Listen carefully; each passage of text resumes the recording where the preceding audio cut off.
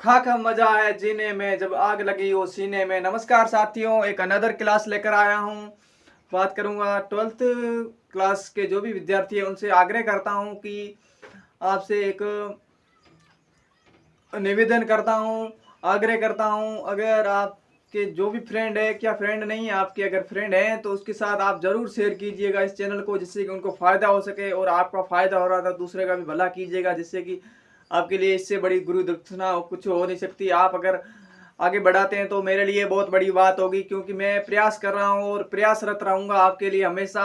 और आपका सिलेबस पूरा मैंने ठान लिया तो करवाऊँगा। अगर आप सपोर्ट करते हैं तो और भी बेहतर है, अगर सपोर्ट नहीं करते हैं तो आपकी मर्जी। अदरवाइज मैं तो सिलेबस अब ठान लिया है, जो भी होगा क्यों नहीं मेरा समय 2 घंटा वेस्ट हो, लेकिन आपके लिए मैंने विद्यार्थियों की समस्याओं को देखा है, समझा है, सुना नहीं है तो क्या हुआ, लेकिन हर विद्यार्थी के पास जा नहीं सकता, क्योंकि मैंने फील किया है और उसके आधार पर मैं बता रहा हूँ कि मैं हिस्ट्री और पॉलिटिकल की क्लास ले रहा हूँ। जुड़िए जरूर, अपने दोस्तों के साथ शेयर जरूर कीजिए, जिससे कि उन्हें फायदा हो सके। अगर आपके इंग्लिश कंपलसरी के में कुछ समस्या है तो उसका भी आप मेरे को अवगत कराइए, क्योंकि कई विद्यार्थी इंग्लिश के भी ऐसे होते हैं जो उनको डर लगता है, लेकिन उसका भी मेरे अवगत कराइए तो मैं उसकी ओर भी आपको उसकी ओर भी लेके जाऊंगा। तो आप आज की क्लास शुरू करता हूँ। हिस्ट्री फर्स्ट चैप्टर का 3rd भाग। आज पता ही नहीं चला यार, तीसरी क्लास होने वाली है हिस्ट्री की, और चौथी क्लास में शायद इसका मैं काम फिनिश कर लूंगा। तो आपको इसका 3-4 क्लास, इतनी मैंने बड़ी क्लासें भी नहीं ली है, छोटी छोटी क्लासें ली है, जिससे कि विद्यार्थी को एक कम समय में अधिक मैटर दे रहा हूं। तो आपके लिए मैं समझता हूं कि मेरी बात आप समझ में आई होगी। अगर आप नए हैं तो प्लीज़ चैनल को सब्सक्राइब कीजिए, अपने दोस्तों को शेयर कीजिए। अगर आपने सब्सक्राइब किया, उस बेल आइकन का प्रेस है उसको ऑल पे क्लिक कीजिए, जिससे कि आने वाले वीडियो का नोटिफिकेशन मिलेगा आपको। और आपसे रिक्वेस्ट करता हूं, अगर आप सहयोग करते हैं, नहीं करते हैं, मैं समझता हूं नहीं करेंगे, क्योंकि आपको पढ़ाई में इंटरेस्ट बहुत कम विद्यार्थी होते हैं जो लेते हैं और कुछ करने की सोचते हैं। अगर उसमें से आप अगर हैं तो आप जरूर अपने दोस्तों के साथ शेयर कीजिए और आप जुट जाइए। अभी मई चल रहा है, कुछ नहीं बिगड़ा है। अगर इस बार सिलेबस मैंने पहले कह चुका हूँ, लेंदी है बहुत, चैप्टर 15 चैप्टर है और एनसीईआरटी 15 चैप्टर। अध्यापक के बगैर आप किताब लेके बैठ जाना। अगर कुछ भी आपको समझ में आ जाए तो मेरे कमेंट में कर लेना कि हमारे सर सारी बुक समझ में आ गई है। तो आज का वीडियो शुरू करता हूँ। ईट मन के तथास्तिया भाग 3 2022-23 सत्र स्टार्ट होगा। उसके लिए कक्षा 12 के विद्यार्थियों के लिए जिस भी बोर्ड में हो, एनसीईआरटी सिलेबस जिस भी सिलेबस, और स्पेसिफिक राजस्थान बोर्ड में बात करूंगा, राजस्थान बोर्ड, आरबीएसई और एनसीईआरटी, ठीक है। और इतिहास के जो भी विद्यार्थी हैं जुड़ जाइए। पहले बात करेंगे, इससे पहले मैंने बात की है किसकी, कृषि प्रौद्योगिकी। और कृषि प्रौद्योगिकी के अंतर्गत आपको ये भी ऐड करना कि सिंचाई के साधन कौन कौन से थे। मतलब कृषि करने के लिए सिंचाई भी होनी चाहिए, मतलब जल की भी आवश्यकता होती है उनकी। तो सिंचाई कहाँ से करते थे, तो उनके क्या साक्ष्य मिले, उनकी बात करूं। पहला है जलाशय, यानी आपको लिखना है सिंचाई के साधन निम्न है। पहला जलाशय, तालाब और कुएं, और इनके प्रमाण है वो आपको लिख लेना है। धोलावीरा जो गुजरात में पड़ता है वहां से प्राप्त हुए हैं। इस प्रकार से आपको नोट्स में लिख लेना, ठीक है। दूसरा है सिंचाई के साधन के अंतर्गत, दूसरा है नहरें।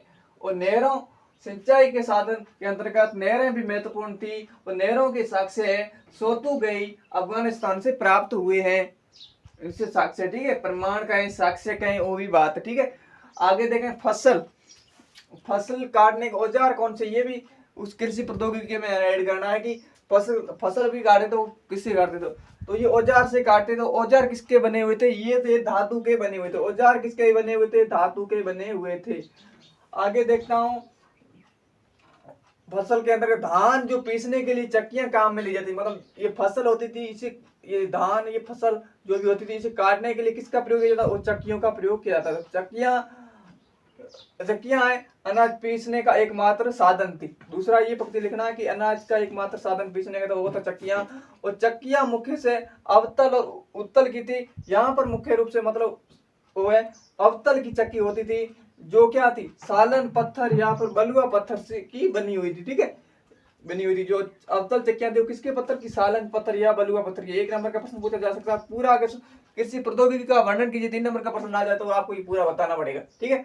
और यहाँ के देखें चक्की के प्रमाण कहाँ से मिले हैं। प्रमाण की बात करूं तो प्रमाण है मोहनजोदड़ो एवं हड़प्पा सभ्यता से प्राप्त हुए हैं। जो हड़प्पा स्थल है, हड़प्पा सभ्यता और मोहनजोदड़ो से प्राप्त हुए हैं। तो इस प्रकार से ये होता है कृषि प्रौद्योगिकी के पहली क्लास। मैंने अगर कोई स्टूडेंट सीधा ही तीसरी क्लास देख रहा है, इससे पहले 2 क्लास हुई, उसको वॉच करके आए, उसके बाद में क्लास लेगा तो उसको शानदार समझ में आएगा। ठीक है, आपको उसका विशेष ध्यान रखना है। आगे एक टॉपिक शुरुआत में आप देख रहे हैं मोहरे। मोहरे इसके ये थोड़ा बहुत यहाँ पर मैं वर्गीकरण मतलब वर्णन कर रहा हूँ, आगे इसका विस्तृत और भी करूंगा, ध्यान रखना। ठीक है, आपको देखिए मोहरे हैं, मोहरे हैं सेलकड़ी नामक पत्थर की बनी हुई थी। जो मोहरे थी मुख्यतः 2 प्रकार की थी, मतलब एक तो आयताकार थी और दूसरा था वर्गाकार। आयताकार में क्या होता था, आयताकार में आपको यहाँ पर चित्र मिलता था। क्या होता था, चित्र, यहाँ पर सिर्फ चित्र मिलता था आयताकार में। दूसरी वर्गाकार थी, वर्गाकार में चित्र के साथ में क्या होता था, चित्र के साथ में लिखी हुई भी मिली हुई थी। ठीक है, लिखा हुआ भी था उस मोहर पर। ठीक है, इसका विशेष ध्यान रखना है। और मोहरों पर क्या था, और आपको मोहर हैं और जंगली, मोहरों पर जंगली और जानवरों और पशुओं के चित्र बने हुए थे। जंगली जानवरों और पशुओं के चित्र बने हुए थे मोहरों पर। ये मोहरों के अंदर आपको ऐड करना है। ठीक है, और यहाँ पर मुख्य चित्र की बात करूं, वो मछली का चित्र यहाँ पर मिलता है। ठीक है, यहाँ पर मछली का चित्र मिलता है। और एक और हड़प्पा सभ्यता, सिंधुघाटी सभ्यता के लोग है गाय और घोड़ा, घोड़े से अनजान थे, अर्थात ये घोड़ा और गाय नहीं पालते थे सिंधुवासी। ठीक है, इसका विशेष ध्यान रखना। और एक नोट डाला है, ये कि नोट डाला मैंने, सिंधुघाटी सभ्यता एक कांस्य युगीन सभ्यता है। कांस्य युगीन मतलब यहाँ पर कांस्य युगीन कैसे, यहाँ पर कांसा, टिन और कॉपर प्राप्त हुआ है। ठीक है, तो इस प्रकार से कांस्य युगीन के कांस्य युगीन किससे बना है, कांसा, टिन और कॉपर से कांस्य युगीन सभ्यता कहलाई। यहाँ पर इनके साक्ष्य मिले। ठीक है, तो इस प्रकार से ये आपको लिख लेना है। आगे देखते हैं व्यापार, सिंधुघाटी सभ्यता या फिर हड़प्पा सभ्यता एक ही शब्द है, आपको ध्यान रखना है। आपको हड़प्पा सभ्यता ही मद्देनजर रखना है। जैसे हड़प्पा सभ्यता में व्यापार है आंतरिक क्षेत्र, मतलब आंतरिक क्षेत्र में कौन सा था, आंतरिक क्षेत्र का मतलब है जो किससे हो, जो व्यापार है सामान्यतः किससे हो, बैलगाड़ी से। किससे, बैलगाड़ी के द्वारा जो व्यापार होता है। आंतरिक का मतलब है सिंधुघाटी के जो भी मतलब क्षेत्र थे उसके अंतर्गत। और दूसरा था विदेशी व्यापार। विदेशी व्यापार का मतलब है जो समुद्री मार्ग से, किससे करते हैं, समुद्री मार्ग से जो व्यापार करते हैं जहाजों के माध्यम से। किसके माध्यम से, जहाजों के माध्यम से व्यापार करना, मतलब ये विदेशी व्यापार है। और मुख्यतः जहाजों के साथ, मतलब विदेश के साथ, मतलब विदेश में कैसे, इसके साक्ष्य कहाँ है, मुख्य रूप से क्या, मिस्र और मेसोपोटामिया की सभ्यता है, उसके साथ सिंधुघाटी या हड़प्पा सभ्यता के लोग उनके साथ व्यापार करते हैं, उनके साक्ष्य प्राप्त हुए। मिस्र जो सभ्यता थी, मिस्र की सभ्यता और मेसोपोटामिया की सभ्यता, और ये विदेशी व्यापार है जहाजों के माध्यम से होता था। तो इस प्रकार से ये था। और यहाँ पर एक बंदरगाह भी यहाँ पर स्थापित है हड़प्पा सभ्यता में। तो बंदरगाह के साक्ष्य कहाँ से प्राप्त हुए, तो ये प्राप्त हुए लोथल। कहाँ से, लोथल। और लोथल आपको ध्यान रखना। ठीक है, लोथल में क्या हुए, बंदरगाह के साक्ष्य मिले, बंदरगाह। ठीक है, और ये इस प्रकार से आपको ये टॉपिक हो गया कृषि प्रौद्योगिकी का। ये मोहरों के विस्तृत में थोड़ा बहुत मैंने बोरा दिया है, क्योंकि शुरुआत में टॉपिक दे रखा है, तो मैंने कहा इसको भी अवगत कराया जाए। और ये दूसरा इस व्यापार के बारे में आपको मैंने अवगत करा दिया। ठीक है, और ये क्या है, व्यापार है। आपको ऐसे लिखना, हड़प्पा सभ्यता के लोग आंतरिक और विदेशी व्यापार दो प्रकार से व्यापार करते थे। पहला लिखना आंतरिक व्यापार, दूसरा विदेशी। और आंतरिक व्यापार के अंतर्गत मुख्यतः बैलगाड़ी के द्वारा व्यापार किया जाता था। दूसरा आपको लिखना विदेशी व्यापार है। विदेशी व्यापार यानी हड़प्पा सभ्यता के लोग विदेश से व्यापार है जहाजों के माध्यम से करते थे। और इनके मुख्य साक्ष्य कहें, मुख्य किनके साथ किया जाता था, आप लिखना मुख्य मिस्र और मेसोपोटामिया सभ्यता के साथ में हड़प्पा सभ्यता के लोग ये व्यापार करते थे। और बंदरगाह भी यहाँ पर विकसित किए गए थे। मुख्यतः जो बंदरगाह था हड़प्पा सभ्यता में वो लोथल वो बंदरगाह माना गया। तो इस प्रकार से कोई वीडियो पूरा देखेगा उसको समझ में आ जाएगा।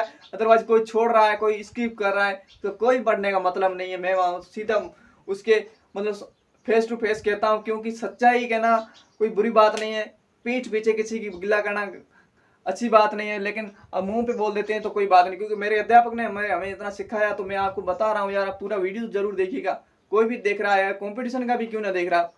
एनसीईआरटी बेस आपको एक लेंदी सब्जेक्ट है। आप कई विद्यार्थी, मैंने एक अध्यापक से डिस्कशन किया कि लेंदी सब्जेक्ट है, मतलब आपको इनकी भाषा तो कृष्टि है, और कृष्टि भाषा मैंने भी शुरुआत में भी इससे फेस किया हूँ यार। मेरे को समस्या आई थी, तो मैंने मेरे अध्यापक ने इतना सिखाया, तो आपको मैं बता रहा हूँ। तो वीडियो तो पूरा देख ही सकते हो। आपको अगर देख रहा है तो मैं उसको धन्यवाद दूंगा, क्योंकि आप कुछ न कुछ अपनी लाइफ में करना चाहता है।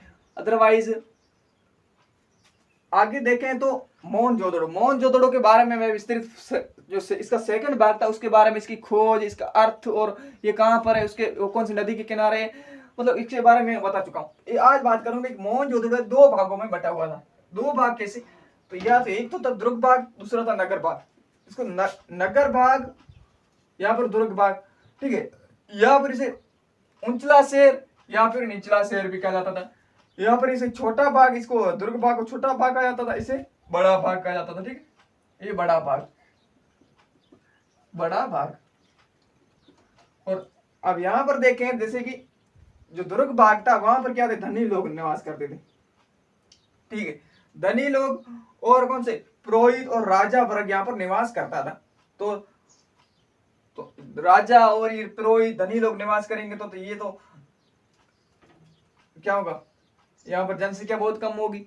लेकिन यहाँ पर क्या होगा, यहाँ पर सामान्य जनता रहती थी। जो निचला शहर है नगर भाग में सामान्य जनता रहती थी, और यहाँ पर जनसंख्या अधिक थी। तो जनसंख्या अधिक थी इसलिए इसने निचला शहर है नगर भाग नाम पड़ा। और यहाँ पर ये धनी लोग, पुरोहित, राजा वर्ग ये निवास करते थे। इसका विशेष ध्यान रखना। आगे इसकी संरचना की बात करूं, कच्ची ईंटों, इसके साक्ष्य का आपको पूछा जाए कि मतलब इसमें अंतर बताया जाए कि दुर्ग भाग और नगर भाग में अंतर बताइए, तो आपको यहाँ पर लिखना है कि ये संरचना इसकी कच्ची ईंटों के चबूतरों पर बनी हुई थी, किसकी, दुर्ग की, और ये निचले शहर से अलग था। मतलब निचला शहर मतलब ये इससे ये अलग था। इस प्रकार से ये मोहनजोदड़ो के बारे में बताया। आगे टॉपिक मैं आपको बता देता हूँ कि मैं कौन सा टॉपिक करवाने वाला हूँ, ठीक है। आगे जो भी होगा इस मोहनजोदड़ो के सापेक्ष में होगा, इसके सापेक्ष में होगा। आपने समय दिया है तो आपका समय मैंने व्यतीत नहीं किया, व्यतीत समय आपको नहीं गंवाना है। आपको अगर मैं कहता हूँ 95% का आपको लक्ष्य रखा तो जरूर जुड़िएगा, क्योंकि मैं कहता हूँ, मैं हमेशा बिलीव करता हूँ हार्ड वर्किंग करोगे तो सफलता जरूर मिलेगी, सक्सेस जरूर होंगे। तो कंटिन्यू जुड़े रहिए। अपने दोस्तों के प्लीज आपसे निवेदन करता हूं कि आप जरूर अपने दोस्तों के साथ शेयर कीजिए, जिससे कि उनको भी फायदा हो। क्योंकि कई विद्यार्थी ऐसे हैं जो कई गाइडों के पीछे पड़े रहते हैं, नोट्स उनको नहीं, आप खुद के नहीं बनाते हैं, नहीं किताब पढ़ते हैं सही तरीके से, और एग्जाम में अंतिम तौर पर 1 महीना गाइडों के पीछे पड़े रहते हैं। जो भी गाइड मिलती है या फिर कोई भी आती है अंतिम मॉडल पेपर की, वो 10 मॉडलों वाली वो लेके आ जाते हैं। तो उनसे उनको क्या यार, क्यों आप समय अपना खराब कर रहे हो। तो आप जुड़िए ना यार, आपके लिए मैं इतना कर रहा हूँ, इतना बोर्ड पे इतना लिखा है, इसमें समय लगा है, आपके सामने शूट कर रहा हूँ, ये भी समय लगा है, मैं भी आपके लिए कर रहा हूँ। मैं क्यों आपके लिए करूँ, विद्यार्थी हित में करूँ।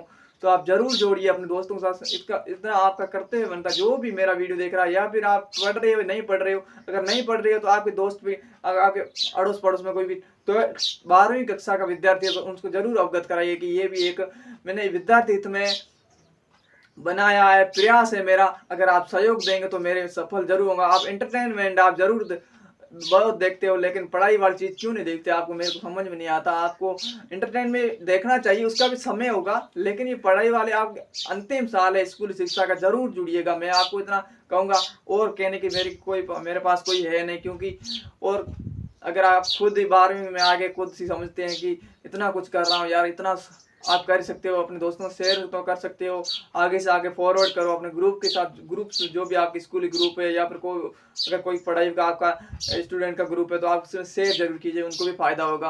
अगर आप सहयोग करेंगे तो जरूर सफल होंगे, और मैं अपना कार्य कर रहा हूँ, अगर आप सहयोग करेंगे और बेहतर करूँगा। मैंने इसको नोट्स के साथ बता दिया कि आपको ये मैं बता रहा हूँ, ये नोट्स से एक टाइप से इसका फॉर्मेट आपको मैंने बता दिया। आप अपना खुद कितना देते हो मैं नहीं समझता, लेकिन आप ये तैयार कर लेते हो तो इससे बोर्ड में बाहर आने के चांस बहुत ना के बराबर मैं मानता हूँ। तो मिलूंगा नेक्स्ट वीडियो में। अगर आपको अच्छा लगा है तो प्लीज़ चैनल को सब्सक्राइब कीजिए और बेल आइकन घंटा ऑल पे सेलेक्ट कीजिए, जिससे कि आने वाले वीडियो का नोटिफिकेशन मिलेगा। और अपने दोस्तों के साथ शेयर तो करना ही है, अगर नहीं करते हैं तो आपके लिए तो मैं कुछ कह नहीं सकता, क्योंकि मैंने जो कहा वो कह दिया है। लाइक शेयर करना चाहे तो कर दो, अदरवाइज आप ही जो इंसान। तब तक के लिए जय हिंद, मिलूंगा नेक्स्ट वीडियो। वंदे मातरम।